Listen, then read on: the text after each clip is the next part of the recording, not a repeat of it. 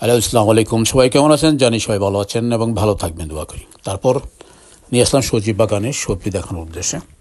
অনেকগুলো টমেটো আস্তে গাছে পেরে নিলাম, সেগুলো শেয়ার করব। সেজন্য চলে আসলাম আপনাদের সামনে একটা ছোট্ট একটা ভিডিও নিয়ে। শুধু টমেটো কী অবস্থায় এখনও আছে, আর বেশ কিছু পেরে গেছে, প্রায় 10 থেকে 15 কেজি পারার পরও গাছে প্রচুর পরিমাণ এখনও রয়ে গেছে। সেগুলো আবার নেক্সটে পারবো।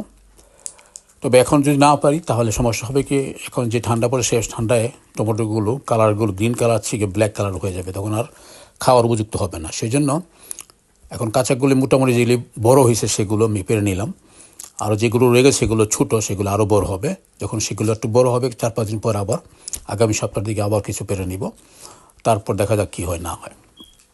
আগামী সপ্তাহে যেটা পারবো তখন আমি আপনাকে আবার শেয়ার করব। আপাতত আজকে যেগুলো করলাম সেগুলো শেয়ার করতেছি আর কি। যদি আমি ঠিক ব্যস্ত বর্তমানে, তারপরও ব্যস্ততার মাঝে আমি কিছু আমি দিতেছি আর কি, তা আপনার দেখার জন্য আর কি, যে কী অবস্থায় এখনও আছে। দেখেন মিনিমাম 10 থেকে 12 কেজি কাঁচা টমেটো এমনি ওজনে ভারী হয়। দেখেন কালো হয়ে যাচ্ছে, এই দেখেন এরকমভাবে কালো হয়ে যাবে আর কি। মোটামুটি বড় হয়ে গেছে, যেগুলো একেবারে পাকা উপযুক্ত হয়ে গেছে বা একটু লাল কালার হয়ে গেছে সেগুলো পেরে নিলাম আর কি।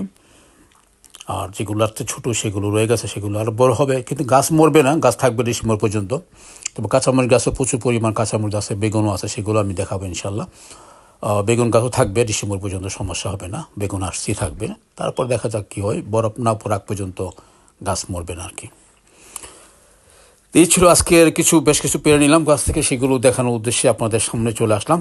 তা আবারও আসবো আরও ছোট্ট একটি পর্ব নিয়ে।